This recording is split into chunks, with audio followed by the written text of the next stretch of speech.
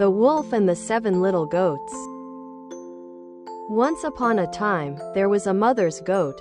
This mother goat had 7 adorable little kids, and she loved them just as a human mother loves her kids. One day, the mother goat decided to go to the forest to get some food, so she called her 7 little goats together and told them, "Listen, kids, mommy is going into the woods, so while we're there you have to watch out for the wolf. If he comes into the house he'll eat you all up. The bad guy keeps changing his appearance.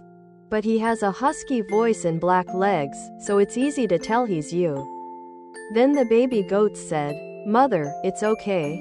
We'll all be careful. So don't worry and go." So the mother goat baa and went off, relieved and at ease. Soon afterwards, there was a loud knock on the front door. "Then, children, open the door. It's mommy. I've brought something nice for you all," a voice said. But his voice was so husky that the kids knew right away it was the wolf. "We won't open the door for you," cried the kids. "You're not our mother. Our mother has a beautiful voice. But yours is husky. You're the wolf." So the wolf went to the general store and bought a big piece of chalk. He ate it and cheered up. Then he came back and knocked on the door, calling out in a loud voice, "Open up, children. It's mommy. I've brought you all some nice things." But the wolf had his black front paws hanging on the windowsill. The little goats saw him and cried out, "I won't open it for you. Mommy doesn't have black paws like you. You're a wolf." So the wolf ran to the baker's shop and said, "I tripped and hurt my feet. Please rub the batter on them." The baker rubbed the batter on the wolf's front paws, and the wolf then ran to the miller and said, "Please sprinkle some white flour on my front paws." The miller thought that the wolf was trying to trick someone again, so he refused.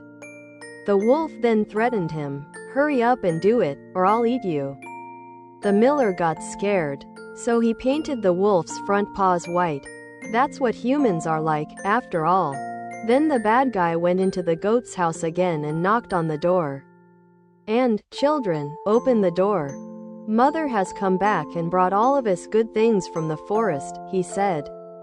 Then the little goats all cried out at once, "Show us your feet first, and then we will know if you are our mother or not."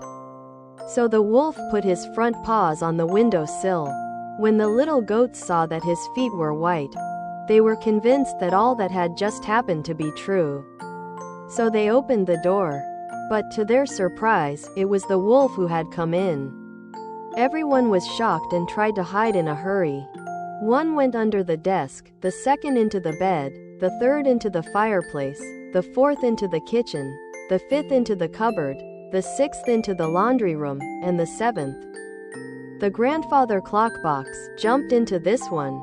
However, the wolf easily found everyone, opened his big mouth and gobbled them all up. However, he managed to avoid finding the smallest goat, who was hiding inside the clock box. After the wolf had eaten as much as he wanted, he jumped out onto the surface. Then he lay down in the green grass under a tree and fell asleep. Soon after, Mother Goat returned from the forest. But what on earth did Mother Goat see when she got home? The front door was wide open. When she went inside, she found the table, chairs, and benches all overturned. The laundry table was completely broken, and the quilt and pillow had fallen off the bed. The mother goat looked for her children, but she could not find them anywhere. She called each one's name, one by one, but still there was no response.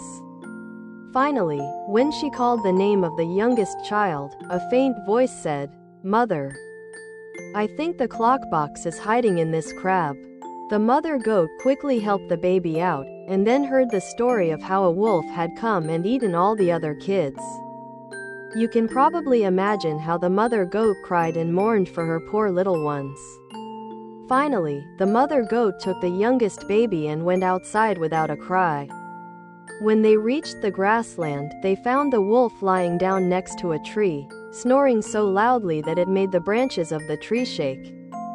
The mother goat looked at the wolf from all sides and saw something twitching inside his swollen stomach. Oh dear, he swallowed my poor children for dinner. But I wonder if they are still alive inside his stomach, thought the mother goat. The baby goat urged his mother to run home and brought back scissors, a needle, and some twine. So the mother goat began to cut open the monster's belly. However, just as she thought she had finished cutting one side, a baby goat popped its head out. As the mother continued to cut, more and more baby goats jumped out one after another until all 6 of them were out. They were all still alive, and not a single scratch on them. This was because the monster was so greedy that it swallowed the kids whole. You can't imagine how happy they were. The kids clung to their mother's chest and hopped around with joy, like a tailor getting a bride. But mother said, "Come on, everyone, go find some stones. While this wicked beast is sleeping, we'll stuff them into his tummy." So the 7 little goats hurried off, dragging lots of stones over to the wolf's stomach, and stuffing as many of them as they could into it. When they had finished, the mother goat quickly sewed the stomach back together, so quickly that the wolf didn't even notice and didn't move a muscle. The wolf finally got up after sleeping for as long as he wanted. However, his stomach was full of stones and he was extremely thirsty. So he went to the spring to get some water. However, when he started to walk and move his body, the stones inside his stomach started banging together, making a rumbling noise. So the wolf roared. Rumbling, rattling, what's going on? What's going on in my garden? I thought it might be some baby goats, but in this condition it's just a rock. Then the wolf came to the spring.